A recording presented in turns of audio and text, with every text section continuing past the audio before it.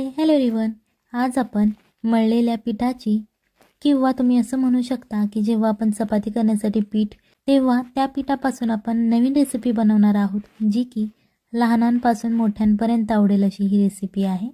ही recipe तुम्ही कधीच बघितली नसेल. या रेसिपीसाठी सगळ्यात पहिल्यांदा आपल्याला त्याची छान अशी आपल्याला पेस्ट बनवून घ्यायची आहे.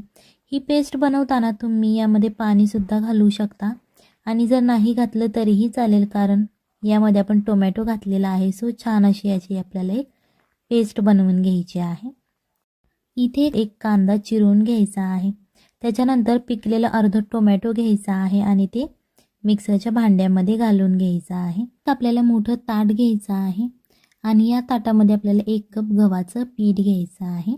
जर तुमच्याकडे सकाळची कणिक शिल्लक राहिलेली असेल तर तुम्हाला ही प्रोसिजर करावी लागणार नाही, आणि जर तुमच्याकडे सकाळचं पीठ शिल्लक नसेल तर तुम्हाला ही प्रोसिजर करावी लागेल. 1 कप गव्हाचं पीठ घ्यायचं आहे, थोडंसं तेल घालायचं आणि चवीनुसार मीठ घालायचं आहे. आणि आता हे छान असं मिक्स करून झाल्यानंतर यामध्ये थोडं पाणी घालत हे पीठ आपल्याला मळून घ्यायचं आहे. आणि जर तुमच्याकडे सकाळचं मळलेलं पीठ असेल तर त्यामध्ये तुम्ही फक्त थोडंसं तेल आणि थोडंसं मीठ घालून ते परत एकदा मळून घ्यायचं आहे. अशा प्रकारे आपलं आता हे पीठ मळून झालेलं आहे. सो आता हे आपण साईडला ठेवून घेणार आहोत. याच्यानंतर एका पॅनमध्ये आपल्याला 3 चमचे तेल घ्यायचं आहे. इथे तुम्ही बटर किंवा तूपसुद्धा वापरू शकता जर तुम्हाला आवडत असेल तर. याच्यानंतर आपल्याला खडा मसाला घालायचा आहे आणि या खड्या मसाल्यामध्ये जिरे, मोहरी तुमच्याकडे जो अवेलेबल असेल, दालचिनी, लवंग तो घालू शकता. खडा मसाला फ्राय झाल्यानंतर त्यामध्ये आपल्याला एक बारीक चिरलेला कांदा घालायचा आहे आणि हा कांदा आपल्याला या मसाल्यामध्ये छान असा फ्राय करून घ्यायचा आहे. व्हिडिओ आवडत असेल तर व्हिडिओ लाईक करा आणि जर तुम्ही चॅनलवर नवीन असाल तर चॅनलला सबस्क्राईब करा, जेणेकरून येणाऱ्या नवनवीन व्हिडिओजचे अपडेट तुम्हाला लगेच मिळतील. याच्यानंतर आपण जी सुरुवातीला पेस्ट तयार केली होती कांदा आणि टोमॅटोची, ती पेस्ट आपल्याला यामध्ये घालून घ्यायची आहे. इथे लक्षात ठेवा, जेव्हा तुमचा कांदा छान असा फ्राय होतो तेव्हाच तुम्हाला ही पेस्ट यामध्ये घालायची आहे. ही पेस्ट आपल्याला तेल सुटेपर्यंत फ्राय करायची आहे, म्हणजेच या पेस्टमध्ये जे काही पाणी आहे ते सगळं आपलं निघून गेलं पाहिजे आणि तेलकट अशी आपली सुट्टी पेस्ट तयार झाली पाहिजे. याच्यानंतर एका बाउलमध्ये आपल्याला इथं 1 कप मेथी घ्यायची आहे. अर्धा चमचा हळद घालायची या मेथीमध्येच. त्याच्यानंतर 1 चमचा लाल तिखट घालायचा आहे, जे आपण रोज घरात यूज करतो लाल तिखट. चवीनुसार मीठ घालायचं आणि 1 चमचा आपल्याला इथे गरम मसाला घालायचा आहे आणि अर्धा कप पाणी घालायचं आहे. हे जे सगळे मसाले आपले घालून झालेले आहेत हे छान असे आता मिक्स करायचे या मेथीमध्ये. तुम्हाला ही नवीन इंटरेस्टिंग वाटत असेल पण खूप छान याची चव लागते. सो ही रेसिपी एकदा नक्की घरी ट्राय करा, आपल्या फॅमिलीला खाऊ घाला आणि मग मला कमेंटमध्ये सांगा की कशी झाली होती. सो अशा प्रकारे हे बॅटर आपलं तयार झालेलं आहे. याच्यानंतर आपण जो मसाला तयार केलेला आहे तो या पॅनमध्ये घालून घ्यायचा आहे, ज्यामध्ये आपण कांदा आणि टोमॅटोची पेस्ट घातली होती. आणि असं मिक्स करायचं आहे, कारण जे आपण मसाले घातलेले आहेत ते सगळ्या मसाल्यांना लागले पाहिजे, जेणेकरून त्याची चव छान अशी लागेल. हा सुद्धा मसाला आपल्याला तेल सुटेपर्यंत फ्राय करायचा आहे. याच्यानंतर आपल्याला 1 ग्लास यामध्ये पाणी घालायचं आहे. हे पाणी तुम्ही तुमच्या इच्छेनुसार घालू शकता. जर तुम्हाला घट्ट हवं असेल तर तुम्ही पाणी कमी घातलं तरीही चालेल, आणि जर तुम्हाला छान असं पातळ हवं असेल तर तुम्ही पाणी थोडं जादा घालू शकता. जे पीठ आपण मळून ठेवलं होतं त्या पिठाचे आपल्याला अशा प्रकारे छोटे छोटे गोळे तयार करून घ्यायचे आहेत. त्या पिठाचे 7 ते 8 गोळे तयार होतात. हे आता आपल्याला 1 ते 2 मिनिटे छान असं उकळून घ्यायचं आहे.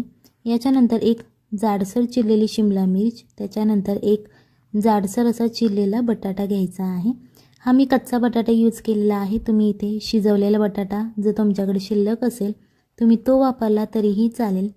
याच्यानंतर आपल्याला इथे एक चाळणी घ्यायची आहे. ही चाळणी जी आपण वडी उकडण्यासाठी वापरतो ती ही चाळणी आहे स्टीलची. याच्यानंतर या चाळणीच्या खालच्या भागाला ज्या साईडला होल आहेत त्या भागाला आपल्याला तेल लावून घ्यायचं आहे. तुम्ही इथे बटर किंवा तूपसुद्धा लावू शकता. याच्यानंतर आपण ज्या चपातीच्या पिठाचा गोळा केला होता तो याच्यावरती ठेवायचा आहे आणि लाटण्याच्या मदतीने आपल्याला तो लाटून घ्यायचा आहे. जास्त जाडही नाही लाटायचं आणि जास्त पातळही नाही लाटायचं. मीडियम असं लाटून झाल्यानंतर यामध्ये आपल्याला मेथीची पानं ठेवायची आहेत. फक्त आपल्याला मेथीची पानं घ्यायची आहेत. यामध्ये देठांचा अजिबात आपल्याला उपयोग करायचा नाही. आणि अशा प्रकारे ती पानं मध्यभागी अशी दाबत त्याचा आपल्याला एक गोळा तयार करून घ्यायचा आहे. तुम्हाला दिसत असेल बघा, छान असा सगळ्या बाजूने तो गोल आकार करून घ्यायचा, जेणेकरून यामधून मेथीची पानं बाहेर येणार नाहीत. अशा प्रकारे आपल्याला त्याचा गोल तयार करून घ्यायचा आहे. याच्यानंतर परत तो गोल आपल्याला या चाळणीवरती ठेवायचा आहे आणि लाटण्याच्या मदतीने आपल्याला तो लाटून घ्यायचा आहे. जास्त जाडही नाही लाटायचा आणि जास्त पातळही नाही, मीडियम असा लाटून घ्यायचा आहे. आणि इथे काहीच अशी स्ट्रिक्टनेस नाही आहे की हा जो आपला गोळा आहे तो गोलच झाला पाहिजे. तुम्हाला दिसत असेल बघा, अशा प्रकारे छान अशी डिझाईन खालच्या बाजूने उठलेली आहे. सो याला अजिबात हात लावायचा नाही.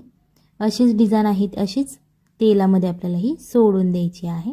इथे तेल सगळ्यात पहिल्यांदा छान असं कडकडीत गरम करून घ्यायचं आहे आणि नंतर गॅस आपल्याला मीडियमवरती ठेवायचा आणि त्याच्यानंतरच ही जी पुरी आपण तयार केलेली आहे ती या तेलामध्ये सोडून घ्यायची आहे.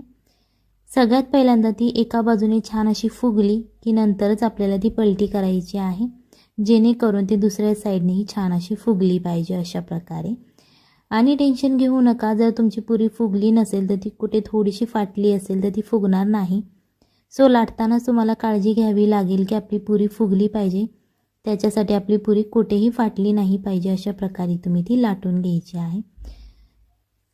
ही दोन्ही साईडने आपल्याला क्रिस्पी होईपर्यंत फ्राय करून घ्यायची आहे. ही रेसिपी नक्की एकदा घरी ट्राय करा, आपल्या फॅमिलीला खाऊ घाला आणि मग मला कमेंटमध्ये सांगा कशी झाली होती. सो अशा प्रकारे आपल्या या पुऱ्या तयार झालेल्या आहेत. आणि ही जी आपण बटाट्याची आणि शिमला मिरचीची भाजी तयार केलेली आहे ती सुद्धा आपली बटाट्याची भाजी शिजून तयार आहे. सो अशा प्रकारे तुम्ही सर्व करू शकता आणि या पुरीबरोबर तुम्ही ही भाजी खाऊ शकता. खूप छान याची टेस्ट लागते. ही तुम्ही नाश्त्यासाठी, जेवणासाठी किंवा लहान मुलांच्या टिफिनसाठी सुद्धा तुम्ही ही रेसिपी देऊ शकता. आणि ही पुरी तुम्ही चहाबरोबर सुद्धा खाऊ शकता. 1 ते 2 दिवस ही पुरी तशीच राहते, अजिबात खराब होत नाही. चला तर मग भेटूयात पुढच्या एका नवीन रेसिपीमध्ये. तोपर्यंत बाय बाय, टाटा.